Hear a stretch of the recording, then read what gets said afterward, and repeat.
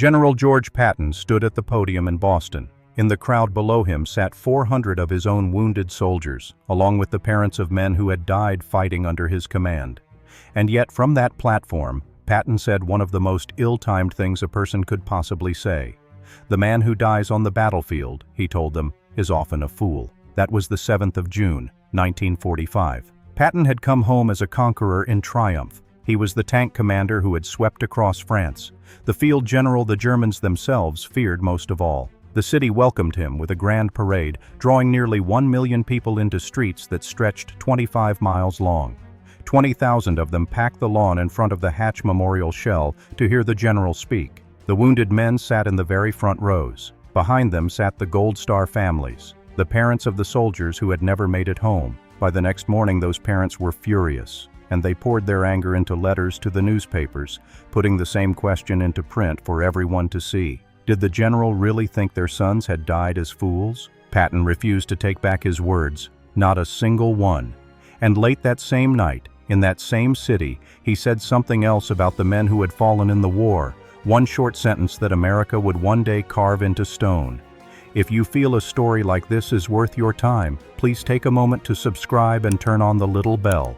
We've got plenty more remarkable stories coming your way. Your support is what keeps us going. Patton had come home for one reason, and that reason was money. Deep down he didn't want to be back at all, because the war wasn't over yet. The 7th War Loan had launched in the middle of May 1945, and it was the largest bond drive America had ever attempted, with a purpose that couldn't have been more direct: to raise the funds needed to finish off the Japanese for good. Germany had surrendered on the 8th of May, barely a month earlier. The war in the Pacific was still raging. The battle for Okinawa was still consuming American lives at a staggering rate, and it left the strategic planners in Washington staring in silence at maps of the Japanese home islands. The Treasury needed billions of dollars, and the War Department needed a face that would make the public happily open its wallet. George Patton was the biggest star they had. They arranged for him to fly to Massachusetts, and this was no random choice. Patton's wife, Beatrice, had spent the war living with her family on the North Shore, in Hamilton, north of Boston. She was the daughter of the textile giant Frederick Eyre, whose mills covered Lowell and Lawrence, and that name carried enormous weight across the whole state. Back in the 1920s, Patton himself had been stationed at the Army's General Staff headquarters in Boston. He had once pulled a group of children from the water off Salem after they'd fallen overboard from a yacht. By every measure that makes a homecoming mean something, Massachusetts was his home turf. The state gave him a welcome worthy of his legend. About 1 million people lined a parade route that ran nearly 25 miles, stretching from the airport all the way through the towns, and the crowds were so thick the police couldn't even hold their lines. In Cambridge, the procession got completely jammed up in Central Square. The fire department raised 200-foot ladders to form an arch high over Massachusetts Avenue. The acting mayor, John Lynch, stepped out in front of his officials and formally handed the city of Cambridge over to General Patton, and the joke worked so well because everyone in that crowd already saw Patton as an irresistible force of nature rather than just a soldier. The motorcade crossed the Charles River on the Harvard Bridge, rode along Commonwealth Avenue, cut through downtown, and finally looped back along Beacon Street toward the Charles River Esplanade.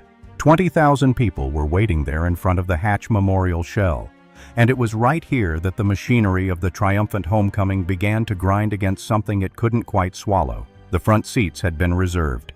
In them sat nearly 400 wounded men from Patton's own Third Army, brought over from the local military hospitals. Some had sleeves pinned up where an arm used to be.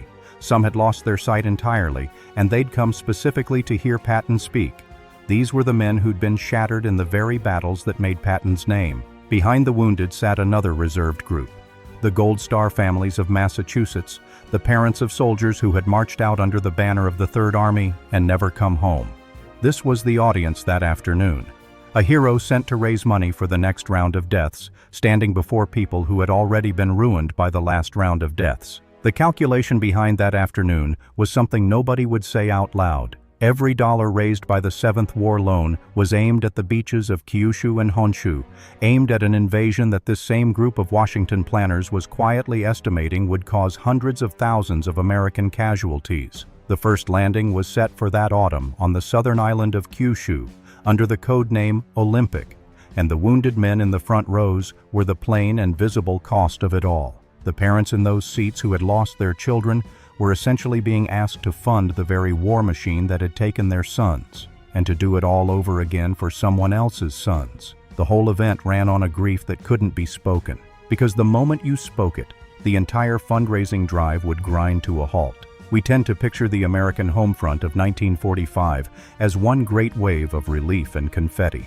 But the cold reality sitting in those front rows was that a group of people had been asked, in the same afternoon, in the same seats, for the same war, to grieve and to cheer at once. They were made to stand on top of that grief and bless it. And Patton was the man chosen to speak for them, the one general in all of America least capable of comforting anyone. Because Patton didn't believe in mourning. This wasn't a pose, and it wasn't him trying to seem tough.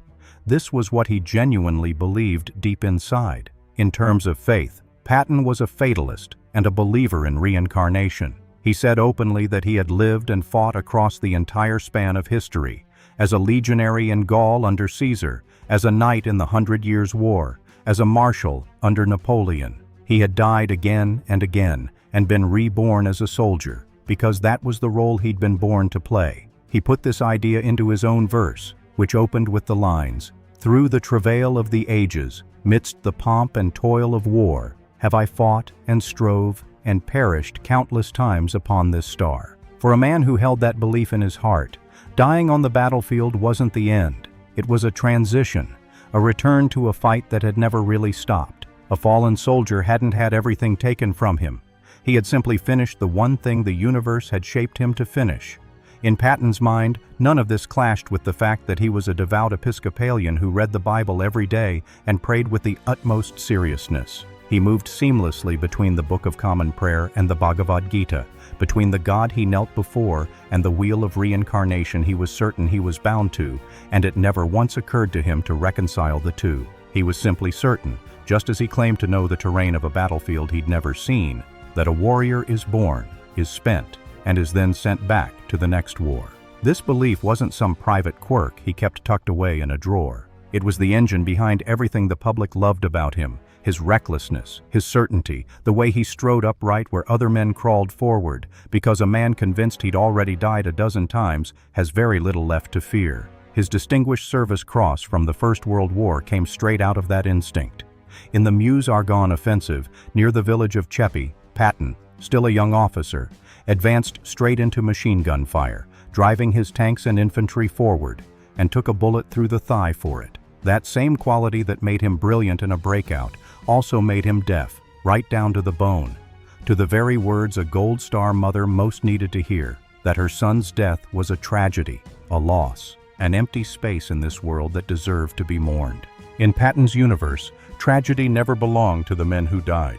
Tragedy was waste, life thrown away for nothing, an attack stalled out, courage poured into a mistake. He drew a sharp line between men who died to drive back the enemy and men who died out of stupidity, from bad orders, or by freezing up in fear at the wrong moment. To Patton, these two things weren't remotely the same, and yet the country lumped them together. Throughout the war, the newspapers and the radio had been feeding Americans one simple, comforting idea, that anyone who fell in service was, by that fact alone, a hero. And that was exactly the notion Patton found sentimental and, quite literally, dishonest. What he brought home with him wasn't just a philosophy of war either. By June of 1945, Patton had become a man whose brakes no longer worked in public. Over the past several months, a string of his reckless remarks had landed on the front pages. He'd described his clashes with Soviet officers in crude language, and he'd handed reporters opinions his superiors had to walk back for him. That same certainty that let him say the unspeakable on the battlefield came with no filter at all in front of a peacetime microphone. He was about to speak in front of 20,000 people, 400 of them wounded, along with an unknown number who had just lost loved ones, and he was going to speak without a script, because that was the only way he knew how. Everything arranged for that afternoon was meant to present Boston with its hero and send the whole nation back to the ticket window to pay for the end of the war. The stage had been set to comfort and reassure, but the man walking toward the microphone had been born without that ability, and he was about to prove it with a single sentence. The words came out flat, without any embellishment. Patton told the 20,000 people in front of him that people generally believed a man became a hero simply by dying. But the way he saw it, a man who fell was often a fool. He didn't slow down to soften the line. He reported what he believed to be true, plainly, the way he'd delivered every single thing across 30 years in the Army, and then he moved right along with his speech. The sound captured on the recording that survives from that afternoon is not the voice most people expect from Patton today. That gravelly baritone George C. Scott gave him in the 1970 film is an invention. The real Patton spoke in a thin, high, almost reedy voice, an embarrassment of his whole life, one he'd spent years trying to cover up in front of his troops with cursing and volume. On the recording, the remark about the fool is delivered in that thin voice, tossed off, without any threat in it, sounding more like an old cavalryman's offhand aside than a roar. That partly explains why the people present treated it as a slip of the tongue rather than an insult. The venom everyone later found in the line was not in the way he said it. It was manufactured entirely on paper, drawn out later by readers who saw only the words. Sitting in the front row, you would not have found the line cruel. It was almost like a helping hand held out. The 400 men seated there had been sent from the military hospitals around Boston, and they carried the marks of the various battles on their bodies. Some of them had lost limbs, some had lost their sight, some had fought in the Normandy, Lorraine, and Ardennes campaigns that made Patton's name and had come home forever changed. They had advanced into the same machine gun and artillery fire as the families behind them who had lost their sons, and the arms, the eyes, and the legs they had left were the proof. To men like these, a general standing up to say that death was not the only measure of a soldier, that being hit, surviving, and sitting there with your wounds was not one bit lower than ending up in a grave, was not an insult at all. It was a recognition that they had lived. Patton understood better than anyone how to read the mind of a room full of soldiers, and he seemed to aim the line straight at them, straight at the wounded men in the front row, to tell the living that their fight was worth just as much. This reading of that moment was passed down together with the recording of the time. It was a clumsy attempt meant to honor the boys sitting closest to his seat. The trouble was, who exactly was sitting right behind those seats? The Gold Star parents had come to the Charles River Esplanade to hear their sons called heroes. They had buried, or could not bury, the children who had marched out under Patton's banner, and the one word the whole country had agreed to give them in exchange was that word, hero. It was the only language that let them go on living with the loss of a child. And yet the general those boys had died for had just stood up in front of them and called that idea nothing more than a common belief, a self-soothing thought people repeat without thinking. It is not hard to imagine how those words landed on the families sitting behind the wounded men. A mother who had spent a year telling herself that her fallen son was a hero of this country now heard America's most famous soldier suggest that her son might have died like a fool. In a single instant, in the same amphitheater, out of the same line, both of these things were true. For the man in the wheelchair, it was mercy. For the woman behind him, it was blasphemy. With one unbroken thought, Patton both comforted one group and stung another. And when he walked off the stage, he clearly thought he had done nothing but reassure the first, forgetting the second existed. He gave it no thought at all. The welcome ceremony went on. That night, a state dinner was held on the other side of the city. The parade wound down, and by the next morning, Patton was on a flight back to Los Angeles, treating the whole Boston homecoming as a triumph. This uproar did not begin in the Hatch Memorial Shell. It began at the dinner tables of everyone who had not been there, because the line did not stop at the theater. Not every newspaper printed the full remark, but many papers across the country did.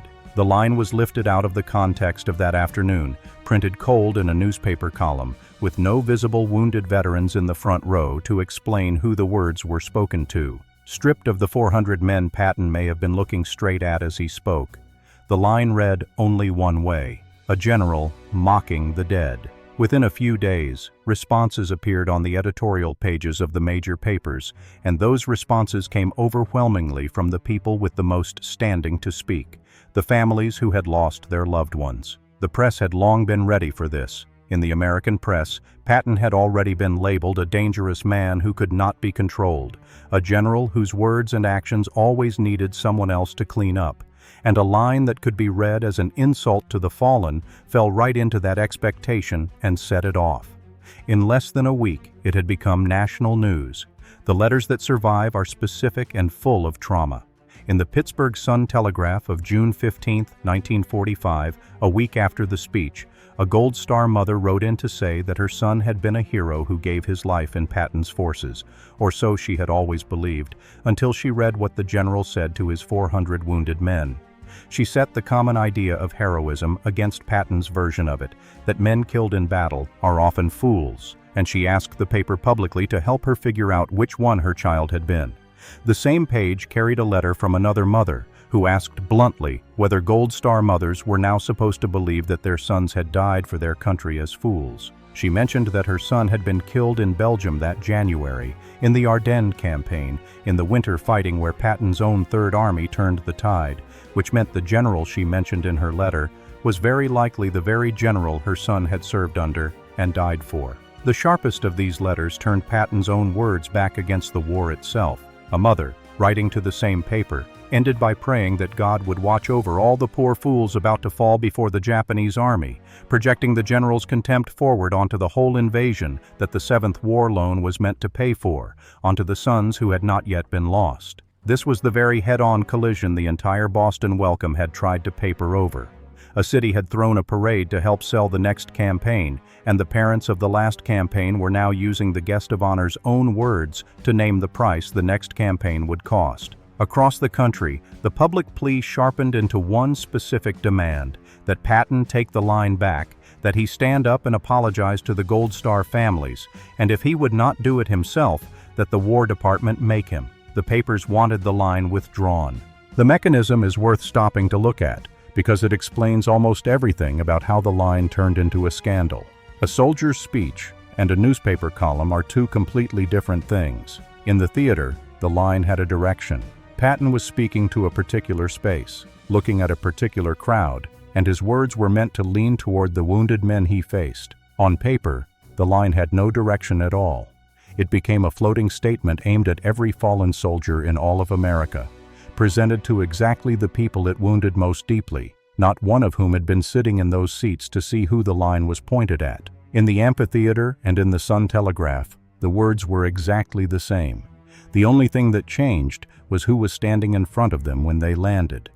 And Patton, 3,000 miles away by then, had no such space in front of him at all. He had no wounded veterans to gesture toward, no way to point at them and say, "I was speaking to these men. I was talking about these men." All he had were the printed sentences traveling the country in his name, and the growing pile of letters from mothers, asking whether he had called their sons fools. The demand delivered to him was simple, and it was national. Take it back, explain, apologize. And yet, for a man of Patton's character, that was precisely the one thing he had never managed in his whole life. What did Patton's line actually mean? For years, Patton had been saying versions of that line to audiences far larger than the crowd on the Charles River Esplanade. In the spring of 1944, in a field in England, he stood in front of the assembled Third Army and told them the words that would later become the ones he was quoted on most. "Nobody ever won a war by dying for his country. You win a war by making the other poor guy die for his country." His whole speech was driven by that core idea. Sacrifice was not the soldier's purpose. Victory was. A man who threw his life away without taking his objective had not done something heroic. He had only done something wasted. What he said in Boston was not a tired general's slip in peacetime. It was the exact creed he had built his military career on, only restated to an audience that was utterly unprepared and could only see it as an act of cruelty. That is the first reason the situation became a dead end. Patton could not take the line back, because to take it back, he would have to reject the one belief that held up his entire understanding of the soldier's profession. The whole country was demanding that he admit the dead were heroes simply for being dead, and what he had spent 30 years teaching was the exact opposite, that honor lay in fighting and winning, and that a life thrown away for nothing was an outcome every commander had a duty to prevent. The problem was not the words. The problem was the belief behind the words, and that belief was the central pillar carrying everything he was. It was not about ideas. It was about how Patton could actually respond in real terms in front of a suffering human being. The historical record on that question is brutal, and at the time of the Boston speech, it was something that had happened only 2 years earlier.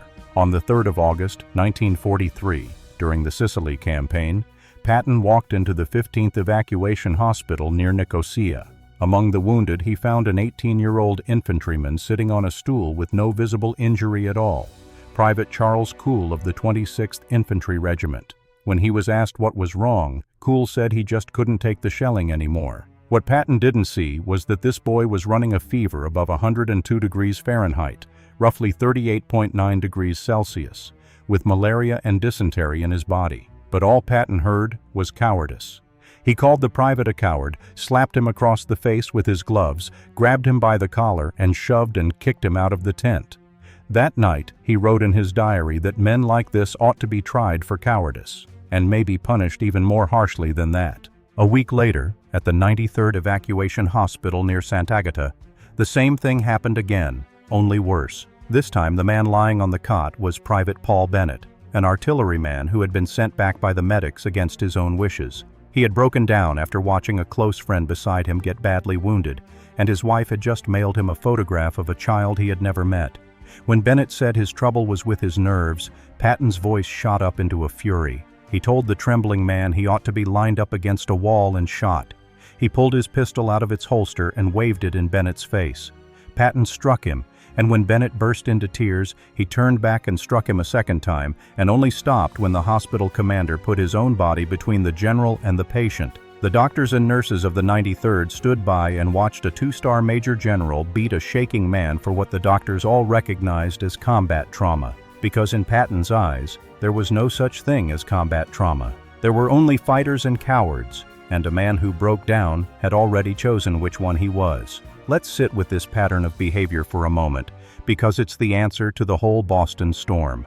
A man who couldn't spare even a scrap of tenderness for a feverish boy on a stool. A man who reached for his sidearm instead of a comforting word the moment a broken artilleryman said the word nerves. That man was never, 2 years later, going to stand at a podium and give a grieving nation the kind of gentle, sorrowful mourning it longed for. He simply didn't have that in him. A man who doesn't believe death is the end. A man who reads visible suffering as a moral flaw rather than a wound cannot show grief. He can honor the dead, but he can't cry for them, and he can't pretend to. The country wanted a man to stand at that microphone and mourn. What they got instead was the one general in that army who was, by his very nature, the exact opposite of a mourner. What kind of trap is this? It too goes back to Sicily.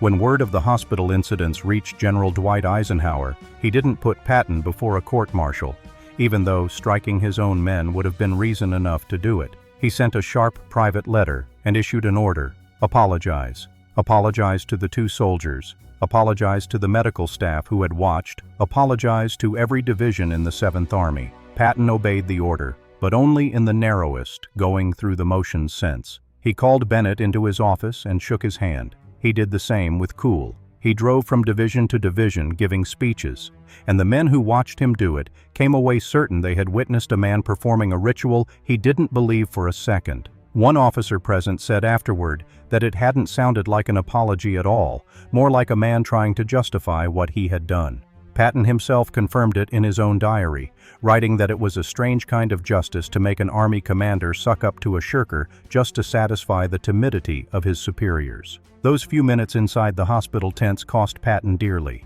That November, when the columnist Drew Pearson put the Sicily story out on national radio, the reaction was almost a miniature version of the Boston storm 2 years later. Editorial pages in the major newspapers demanded they strip his stars. Congressmen called his conduct disgraceful, and the public split in two, half of them wanting him gone, and the other half not caring at all. Eisenhower had already decided the cost of losing him was higher than the cost of keeping him.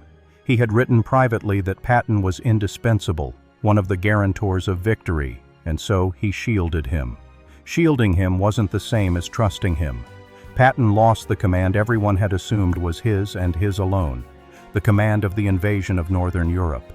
Omar Bradley, who had served under Patton in Sicily, was promoted over his head to lead the American ground forces at Normandy.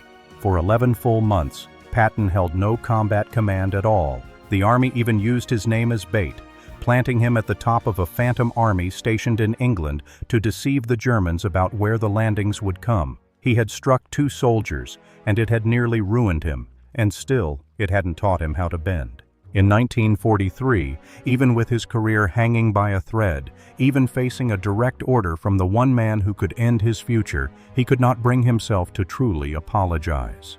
To expect that in 1945, with no order forcing him and no war needing him to save it, he would voluntarily step forward and beg the forgiveness of the Gold Star families. That wasn't just impossible.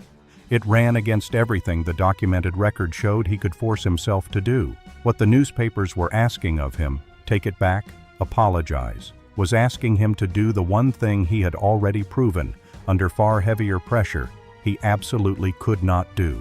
By the summer of 1945, the last restraint was gone as well. The men behind the scenes who had once managed Patton, buried the Sicily scandal, staged the apologies, and kept him useful, were no longer in a position to protect him from his own character. The war in Europe was over. Eisenhower no longer needed to keep him on ice for a coming campaign. There was no coming campaign in that theater anymore.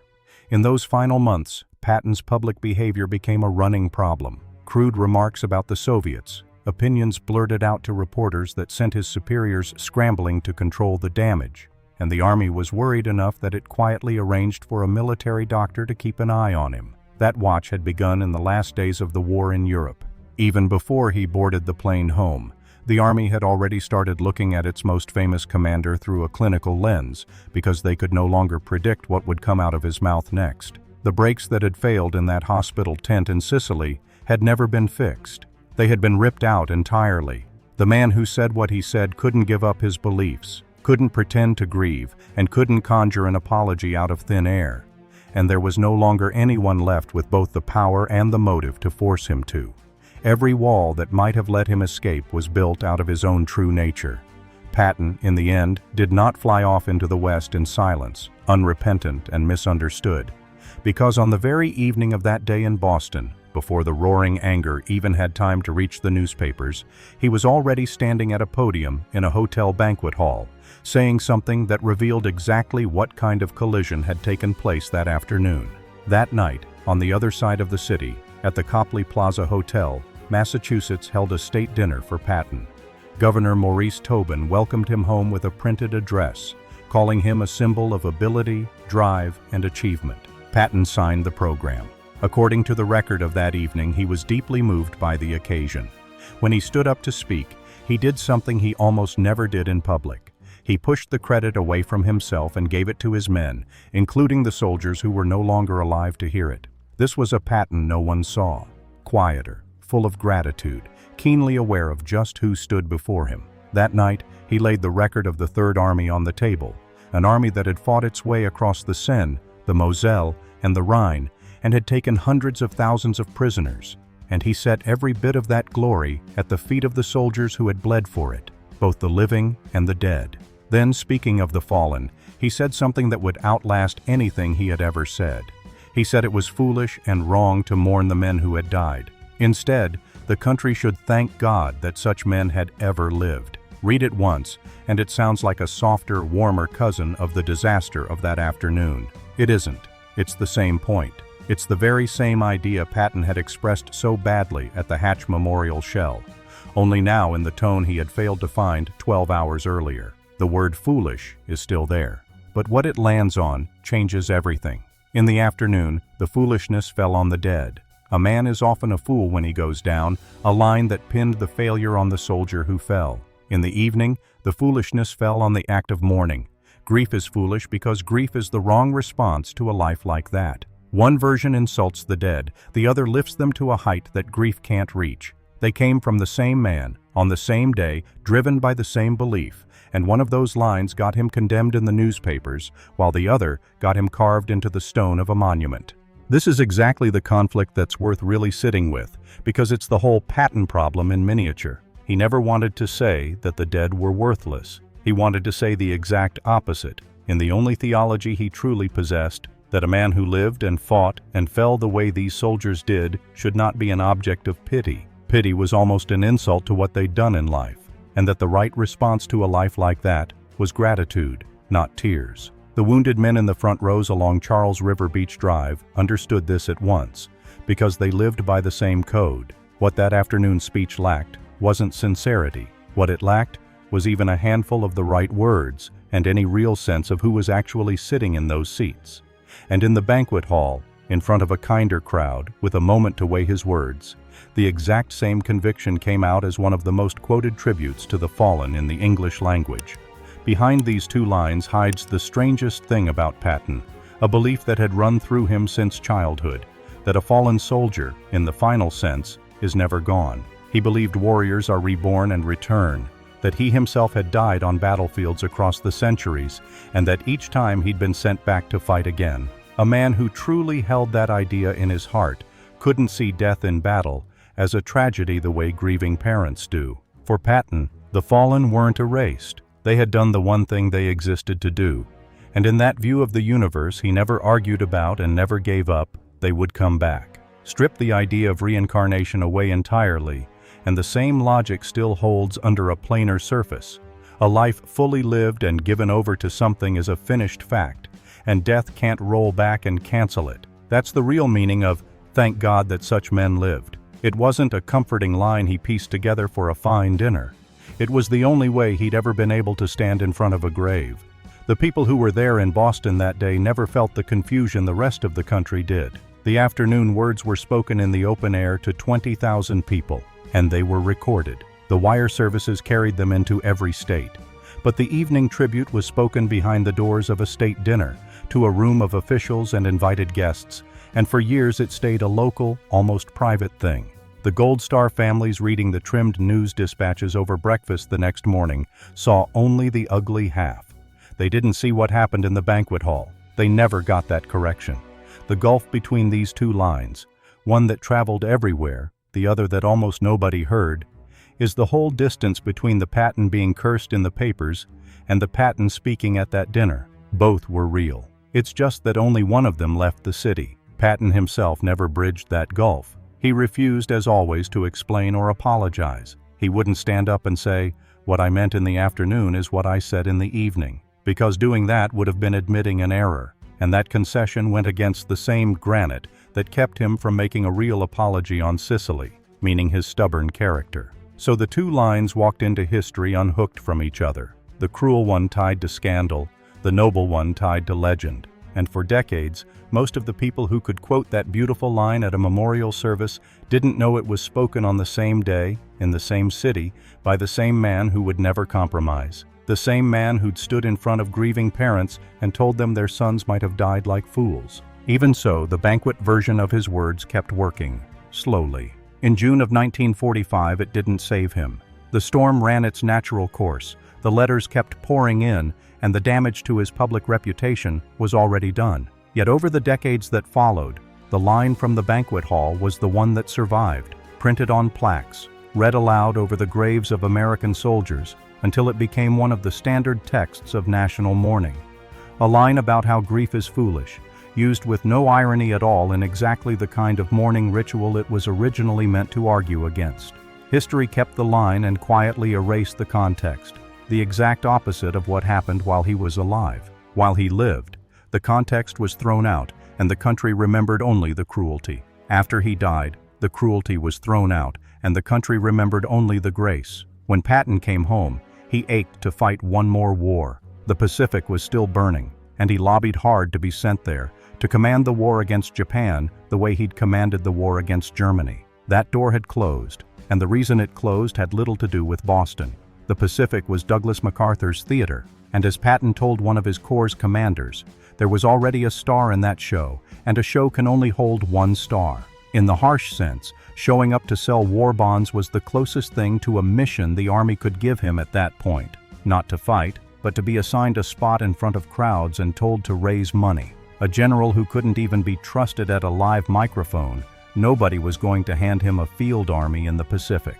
Boston didn't close that door. It just proved once more why the door was shut. If the noble line and the cruel line were the same conviction, then the conviction itself was neither noble nor cruel. It was simply his.